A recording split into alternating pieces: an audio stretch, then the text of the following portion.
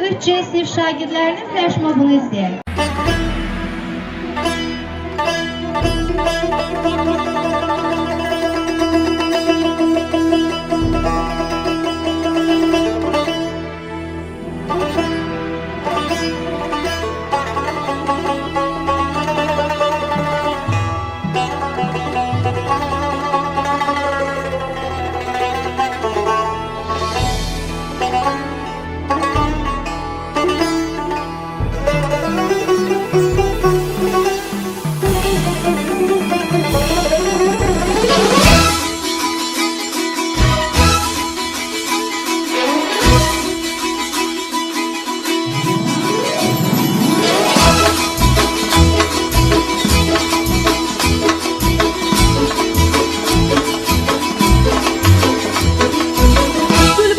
Süzer bağı, yar gələr gəzər bağı.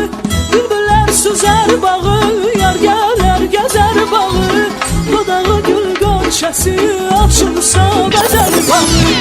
Anlattı həmlələri, oldu şanlı zəfərlər, hey hey. Gətirər qədəmlər, alar kim, qalar kim, bu yolları aşar kim, dünyaya təz salar kim. Azərbaycan oğulları, oğulları, yazdı dastan nağılları, Azərbaycan oğulları.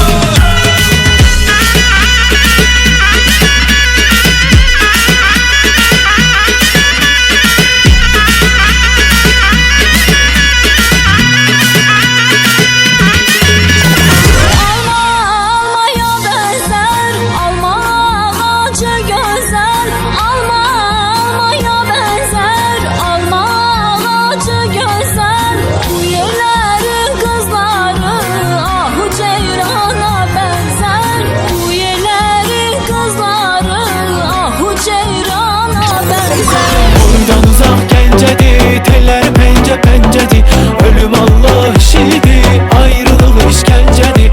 Buradan uzak gencedi, teller pence pencedi, ölüm Allah işidi, ayrılık işkencedi. Ceyran amandı ceyran, halım yamandı ceyran. 3 günü vədə vermiştin, 3 ay tamamdı ceyran. Ceyran amandı ceyran, halım yamandı ceyran. 3 günü vədə vermiştin, 3 ay tamamdı ceyran. Cəm edib Azərbaycan vətən övladlarını, keşiyində görə hər an vətən övladlarını. Vətən uğrunda verən can vətən övladlarını, qızıl hərflə yazır yaddaşa Azərbaycan, yaşa Azərbaycan.